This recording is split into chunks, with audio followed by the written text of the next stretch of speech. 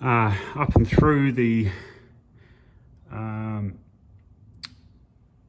narrow beam that we've fitted and into the manual steering rack, which you'll see here, and you can see it actually comes in to the left hand side, and then it's what we call a center steering rack, so it's the center of it moves rather than the more traditional bit where the tie rods come out of the ball sockets on the end here. So as you can see, it just fits in, it's just fitting in there and over here. None of those joints are more than 35 degrees angle, because that's the manufacturer's ruling, and it also gives us the correct bump steer, which took a long time to sort out. Probably don't want to go there again, but we've now got these brackets that actually go into the existing beam mounts just on the other side of them up in here, and there's one auxiliary mount with a crush tube through here. And so now we've got a manual steer rack with basically I think it's sort of 2 or 3 millimeters worth of bump steer over the whole suspension travel, which is really good. Means that you get no feedback through the wheel or going over a bump, and the thing doesn't want to dart and dive. You can hit anything at any angle and it will be great.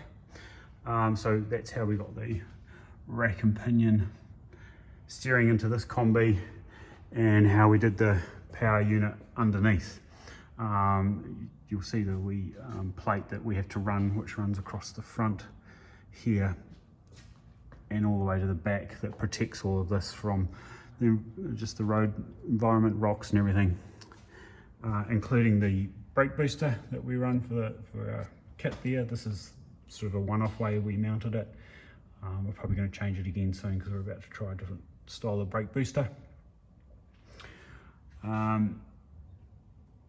Talking about the booster, we also run an electric pump for the vacuum. So there's no lines going to the engine. We don't run off engine vacuum.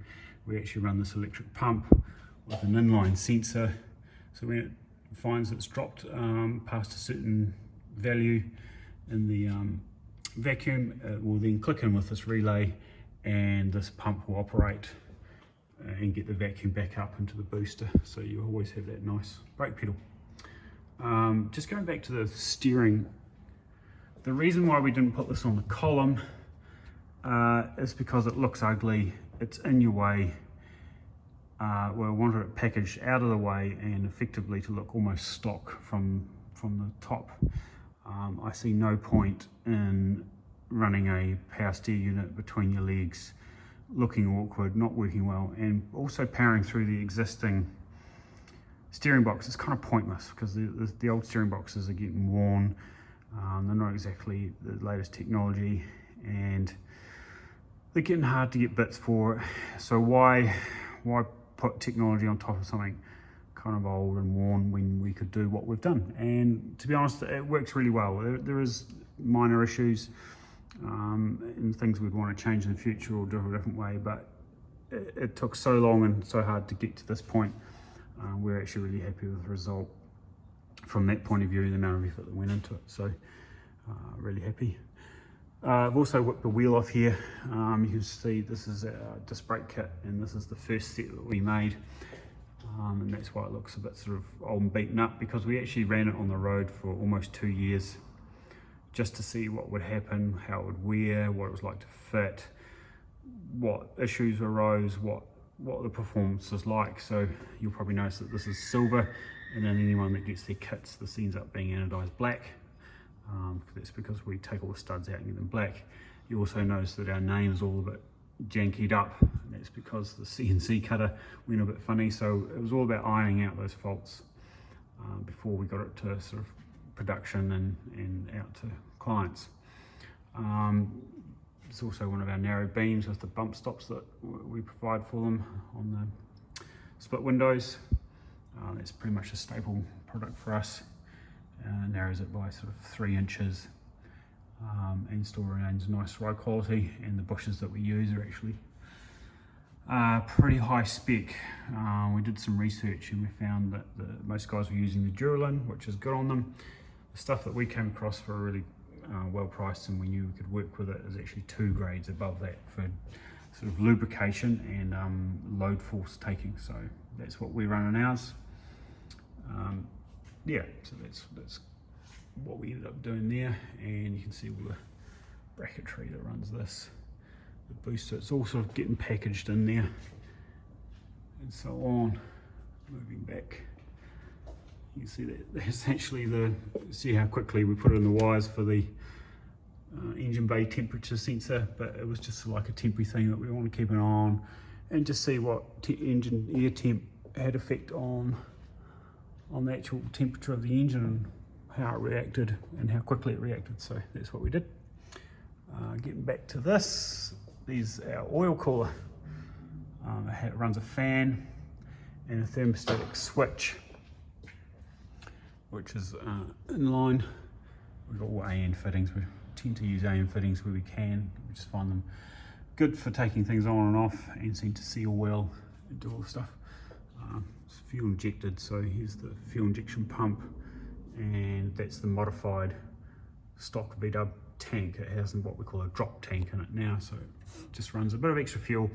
When you go around a corner, the fuel doesn't move away from the pump, and that's where the pump really starts to mess up, was when it doesn't have fuel. So it's what we call a drop tank. So there's always sort of like a litre or so of fuel in here at any one time. So it's a bit like a surge tank, but a sort of poor man's surge tank.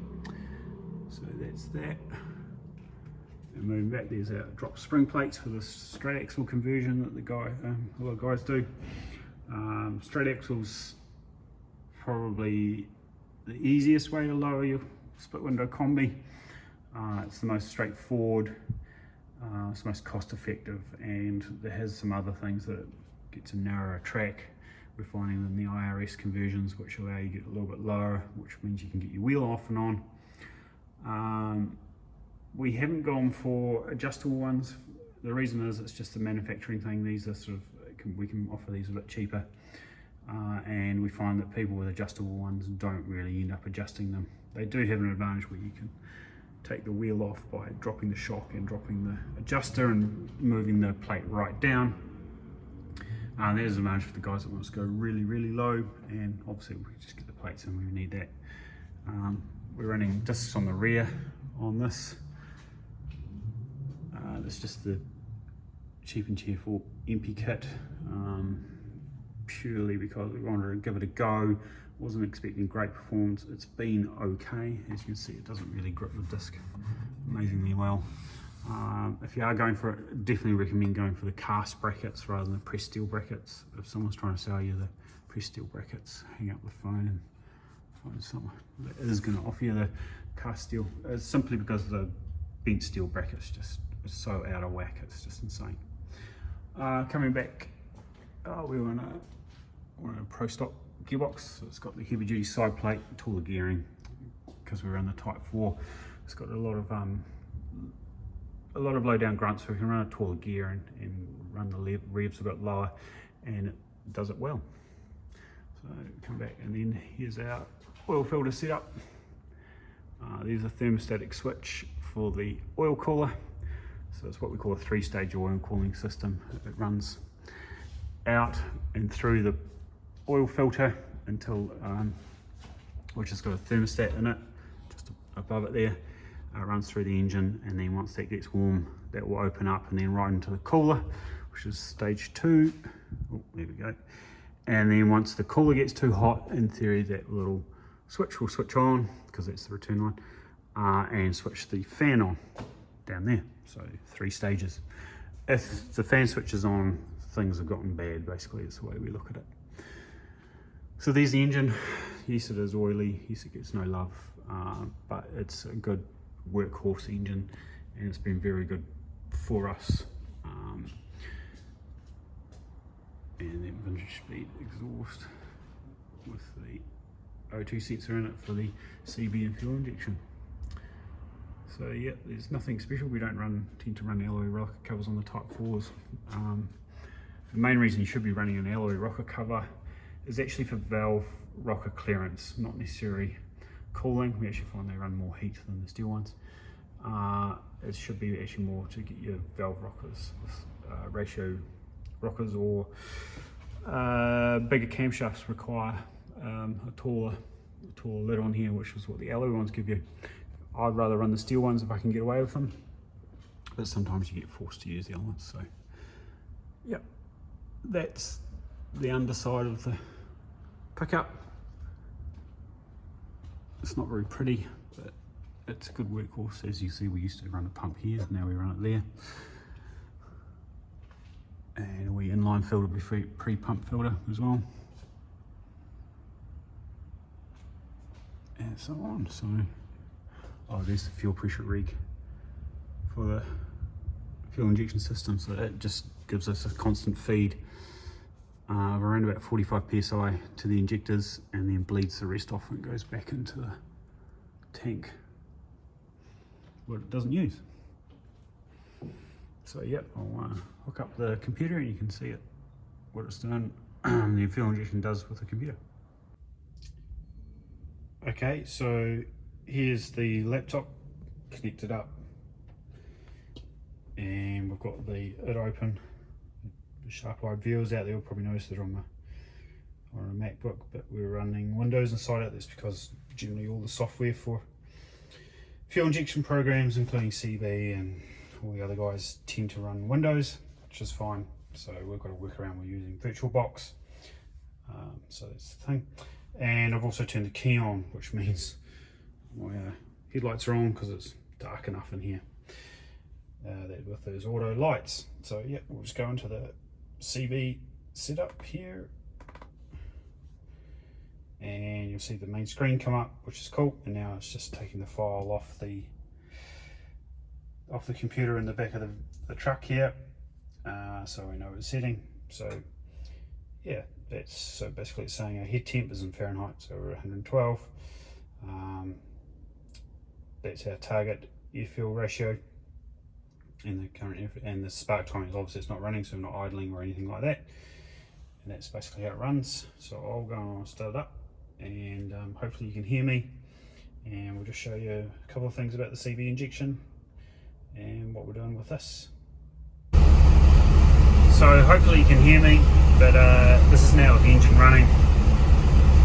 You can see that the timings are currently at 4 degrees, which we've set it quite low because it on low RPM and so on, because it really helps with the actual starting of the engine. We found there's the vacuum on the intake, there's a map sensor or vacuum sensor on the computer, and then there's our current idle at the moment, and then there's our current air fuel ratio. So that's the basic dashboard screen that we had to deal with when we were doing the CB injection.